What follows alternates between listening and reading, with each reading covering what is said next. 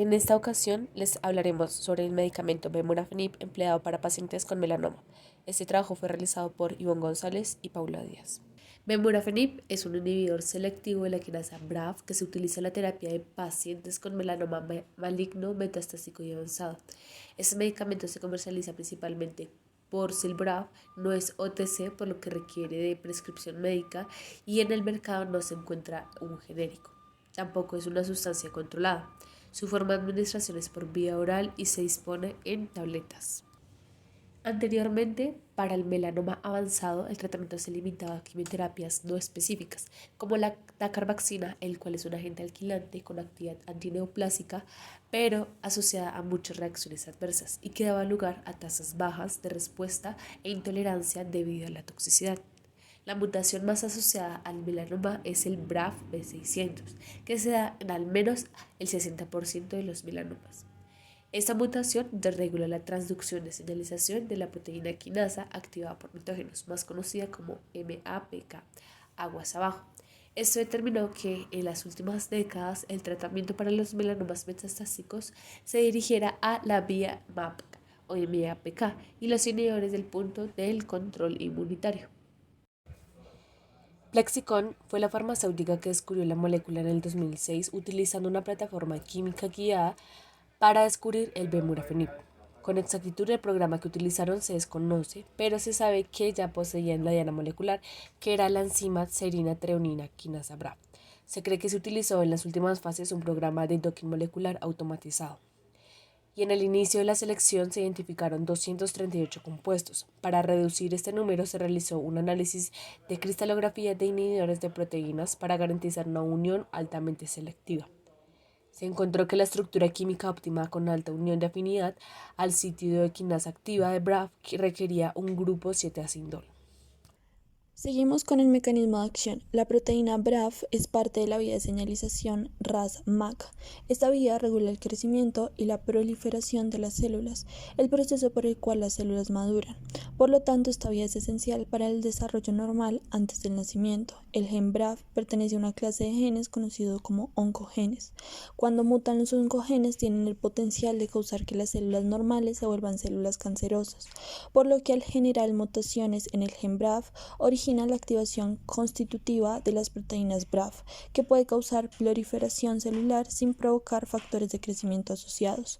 La mutación en la que el aminoácido valina es reemplazado por el ácido glutamánico en posición 600 se conoce como mutación B600K.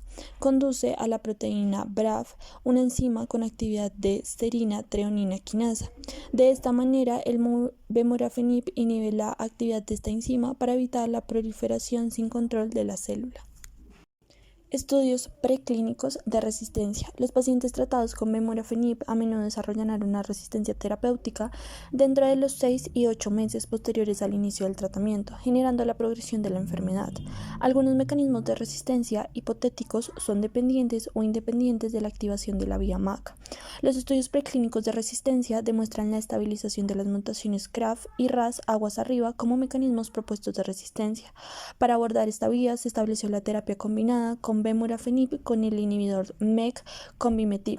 En estudios clínicos combinatorios, la adición del inhibidor MEK al tratamiento con Vemurafenib aumentó las tasas de respuesta global al 68% y aumentó la supervivencia libre de progresión en 3 meses. Estudio de perfil de seguridad. Se realizó el estudio en ratas, perros y conejos. Los órganos dianas fueron el hígado y la médula ósea. Se identificó a partir de los perros que se pueden generar una toxicidad reversible en el hígado, principalmente necrosis hepatocelular y degeneración hepática al tratarlos durante 13 semanas. Además, una posible necrosis de la médula ósea focal cuando el tratamiento aumenta a 39 semanas y con dosis de 2 veces por día.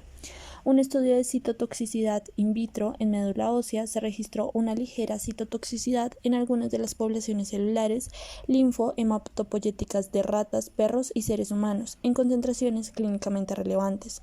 No se excluyen efectos del Vemurafenib en el feto debido a que no se han realizado estudios específicos con Vemurafenib en animales para evaluar el efecto sobre la fertilidad. Sin embargo, en los estudios de toxicidad a dosis repetidas no se recogieron hallazgos histopatológicos en los órganos reproductores de los machos y de las hembras en ratas y en perros en dosis de hasta 500 mg/kg día. Tampoco se observó teratogenicidad en estudios de desarrollo embriofetal en ratas y conejos a dosis de hasta 250 miligramos kilogramos día y 400 miligramos kilogramos día.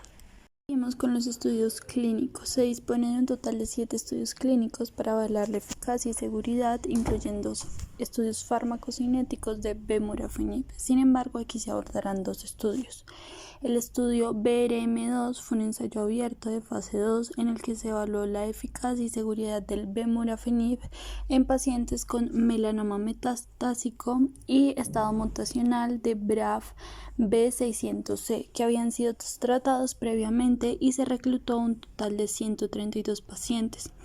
En este estudio se identificó que tras el seguimiento de 12,9 meses, la media de supervivencia global fue de 15,9 meses, a los 6 meses fue del 77% y a los 12 meses fue del 58%.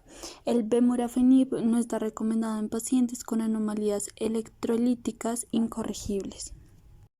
El siguiente estudio fue un estudio en fase 3 llamado BRIM3 o NO25026. Fue un ensayo multicéntrico, aleatorizado y abierto en el que se comparó bemurafenib versus dacarbazina en la primera línea de pacientes con melanoma metastásico, el cual se incluyó 675 pacientes. El estudio se llevó a cabo en 12 países. El porcentaje de pacientes vivos al año fue de un 55 y 43% para bemurafenib y dacarbazina respectivamente.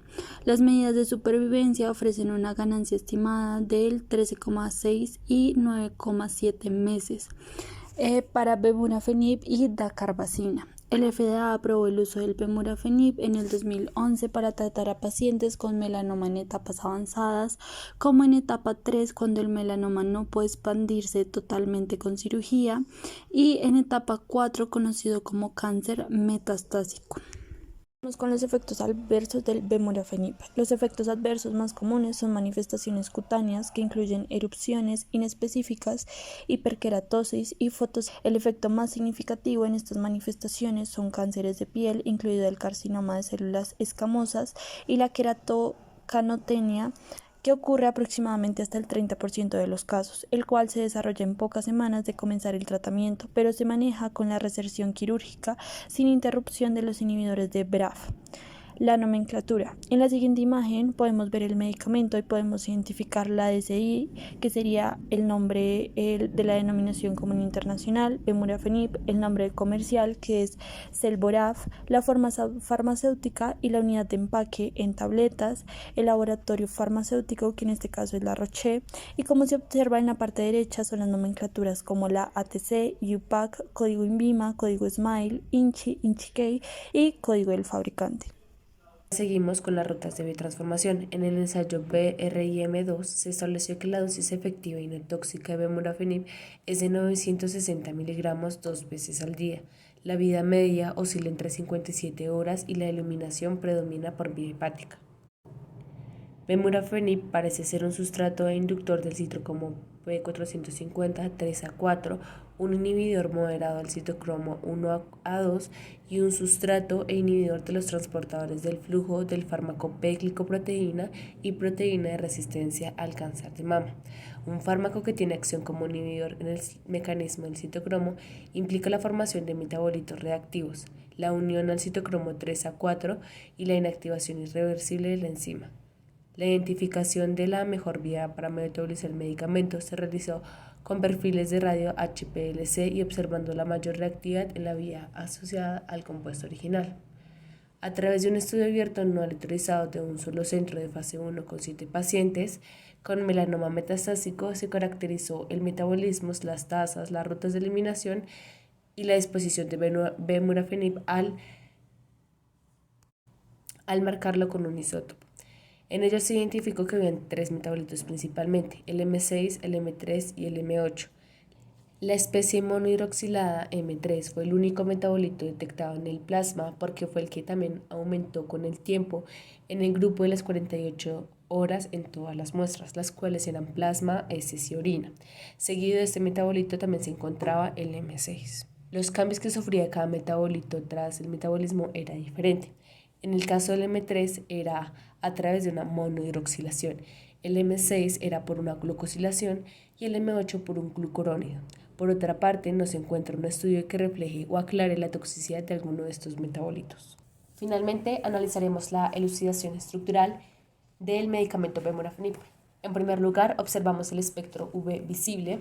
En él se ve la presencia de cromóforos ubicados en las longitudes de onda de 250 nanómetros y el segundo ubicado en 315 nanómetros.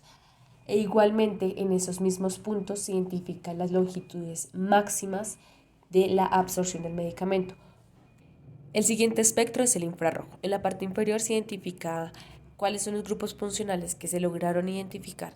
Además, se logró observar que la gran mayoría de los grupos funcionales se ubicaban en la zona huella dactilar, lo cual dificultó un poco en la identificación de cada uno de ellos. En esto se encontró cuáles son las tensiones del alqueno monosustituido, los aromáticos, las aminas, las secundarias y terciarias, la relación entre el carbono y el halógeno, principalmente con el cloruro y el flúor, y los sulfóxidos. En el espectro de resonancia magnética nuclear de hidrógeno o de protones podemos ver que está el espectro en donde se clasificó cada banda desde la A hasta la K y en donde podemos ver multipletes, singletes y tripletes. La banda más significativa en este caso es la banda E, que nos va a representar principalmente aminas, que son las aminas que podemos ver en la parte estructural del Vemurafenib. De ahí en la tabla de la derecha podemos ver cada banda, qué relación y qué grupo asociado tiene estructuralmente. Además, en este espectro podemos evidenciar la presencia de 13 tipos de hidrógenos, los cuales se desplazan en mayor proporción al campo bajo debido a la presencia de grupos muy electronegativos como halógenos, oxígenos y azufre. Seguimos con el espectro de resonancia magnética nuclear de carbono. En este espectro podemos deducir que hay 9 tipos de carbonos diferentes, los cuales los más importantes son los que podemos ver en la curvatura roja, que estos corresponden principalmente a los carbonos de anillos aromáticos, al carbono unido al flúor y a los carbonos unidos al cloro, así como también unidos al átomo de azufre.